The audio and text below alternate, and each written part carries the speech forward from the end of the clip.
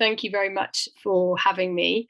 Um, it's a real pleasure to have been invited, and as the Social Mobility Commission, we've frequently used understanding society data in our reports, so really great to continue the relationship. Just to start, for those who aren't as familiar with the Commission, with a little bit about us.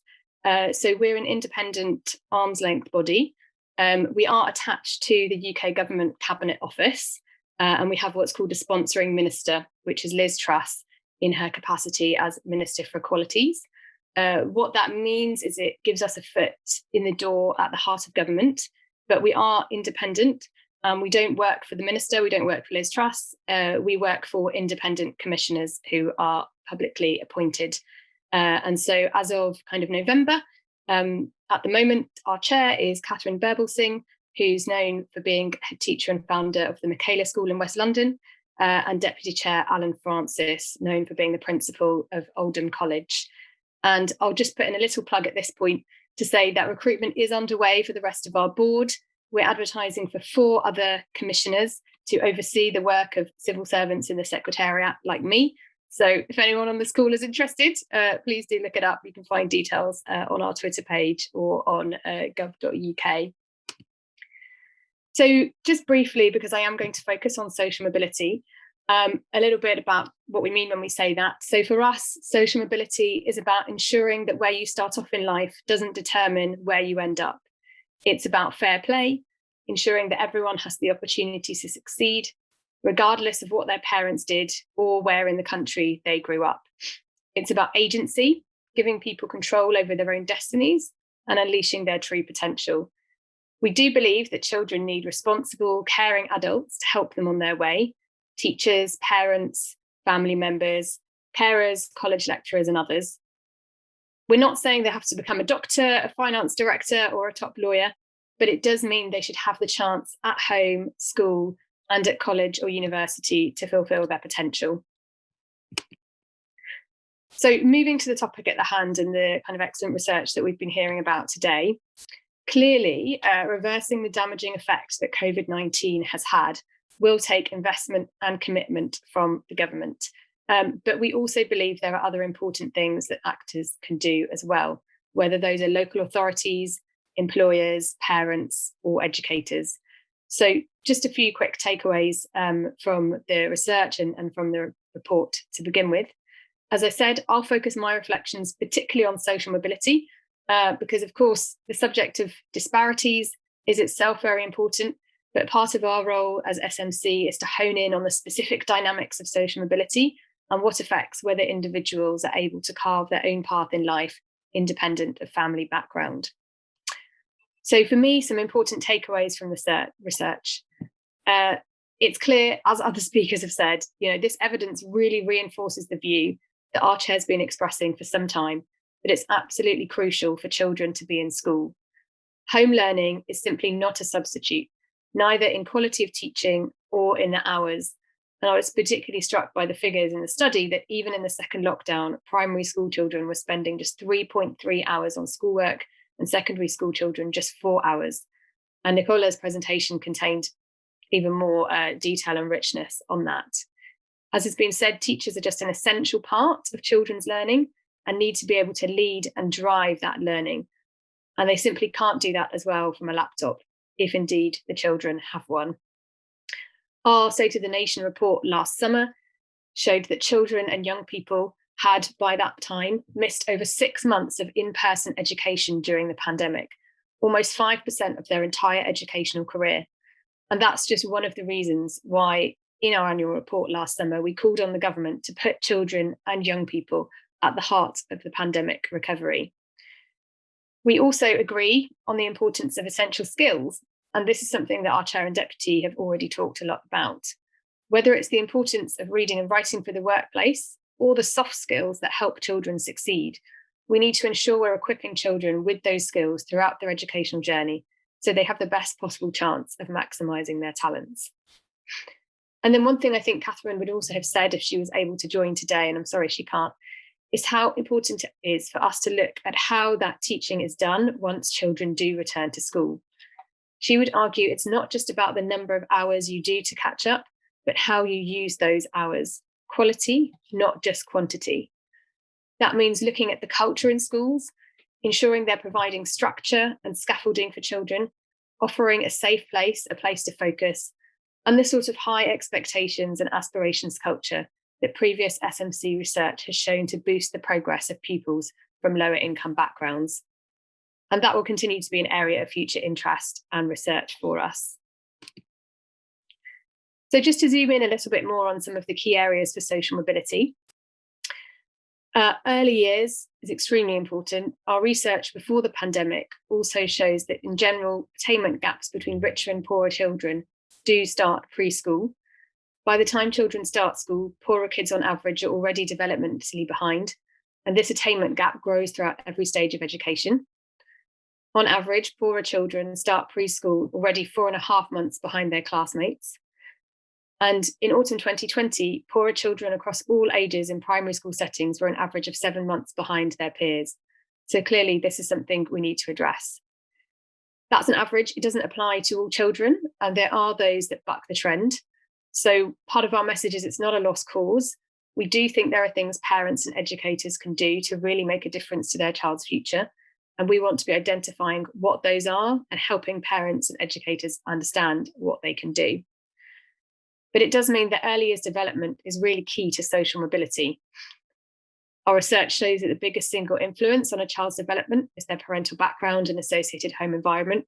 Again, I think the previous presentation really emphasizes that in some quite specific ways. But we also know that engaging in everyday activities can have a profound impact on a child. Playing, reading with them, being involved in their well-being and their behavioural problems. The most recent analysis from the 1970 British cohort study found that children who read a lot do far better in academic tests than those who read less regularly, even though those children came from similar homes. So there are interventions that can make a difference. Parents need the right skills to be able to do that and to help them communicate with their children in those first few years of life and help them develop. And they need to be empowered to do that from the start. And then lastly, just a nod to Sure Start centres and family hubs. We do think they have an important role to play and can continue to play that as we come out of the pandemic. It's something our chair's already talked about in her pre-appointment hearing before Parliament as something she may want to look at in more detail to understand exactly what works and what doesn't and how we can do better. And then just to zoom in on education a little bit, not in lots of depth because others have really covered that. But of course, school education is a vital step to support social mobility. It's the role of teachers and others to provide scaffolding for children so that when they do eventually leave school at 16 or 18, they have the right schools to help them succeed in whatever they want to do and prepare them for the next stages in life, college and work. And of course, as we've heard, disadvantaged students have been the most affected and will require significant and targeted support to catch up, whether those are children who are care experienced, have caring responsibilities themselves, are from Black and minority ethnic backgrounds, have special educational needs and or disabilities, refugees, migrants, or young people who are not in education or training. And early research shows that teachers also seem to be reporting that the achievement gap between learners for whom English is a second language and their peers has widened, perhaps for obvious reasons, but that's something that needs to be looked at too. Just to touch briefly on the regional picture, and sorry this graphic isn't as possibly clear as it could be, just because this is a real area of interest for us and obviously a huge part of the conversation at the moment with levelling up. We do think we need to look at the regional piece as well and how children are faring differently in different parts of the country, both while they're growing up and after they leave school and they start to look at what opportunities are there. We fully agree that levelling up needs to be about people, not just infrastructure. And that's a subject particularly close to our new Deputy Chair's heart, to Alan Francis. Our previous research shows that up to a third of the pay gap between the disadvantaged and the better off is actually down to non-educational factors, like availability of good jobs locally.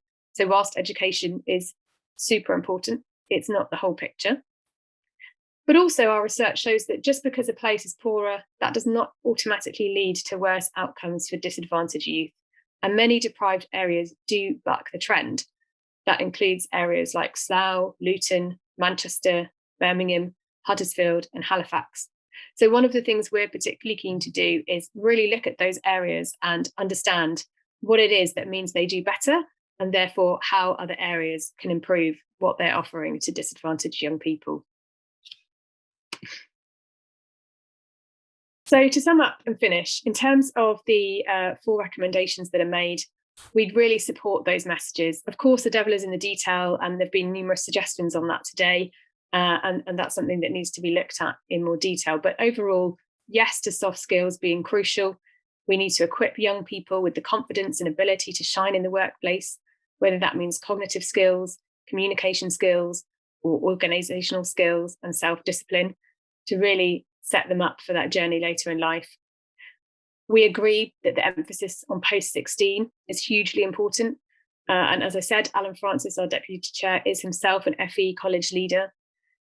This needs to be about a range of routes into FE and routes into work.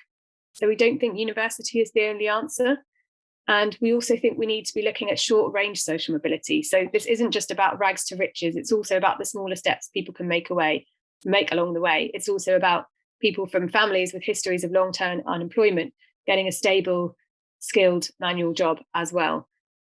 Essentially, the options on offer need to be the best they can be to match today's labour market. And young people need the right advice to be able to navigate what all the options are, how to access them, and crucially, how to decide which route is best for them. Because it's not one size fits all. As we've said, not everyone wants to be a lawyer or a doctor. But equally, there are some courses that are hugely oversubscribed and lead to tranches of young people with no job to go into at the end. And that's where we're letting people down. The SMC looked at this in our 2021 report, The Path Not Taken, Drivers of Course Selection, and it's something we want to continue to look at. And some of our early evidence suggests that school closure during the pandemic also had an impact on the ability of young people to make those informed choices about continuing in education. So, for example, pupils from poorer backgrounds were less likely to access sufficient information, advice, and guidance to make an informed decision about starting an apprenticeship. Our early research suggests that many young people would welcome catch-up on careers education, which could be provided by schools or by other informal and formal local networks. And that's something we'll be looking at as well. We also completely agree on the need to provide full support to teachers and leaders to teach and to lead. We welcome the emphasis in the recommendations and the idea that this is a shared responsibility. Yes, government has an important role and there are key things it can do, but a whole range of actors, from organisations to individuals, must also play their part. And as the Commission, we want to empower them to do so.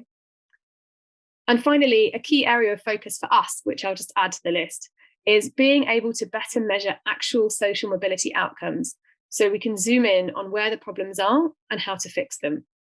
That includes going beyond measures like free school meals, which, as flagged, don't always offer the kind of nuance and detail that we need.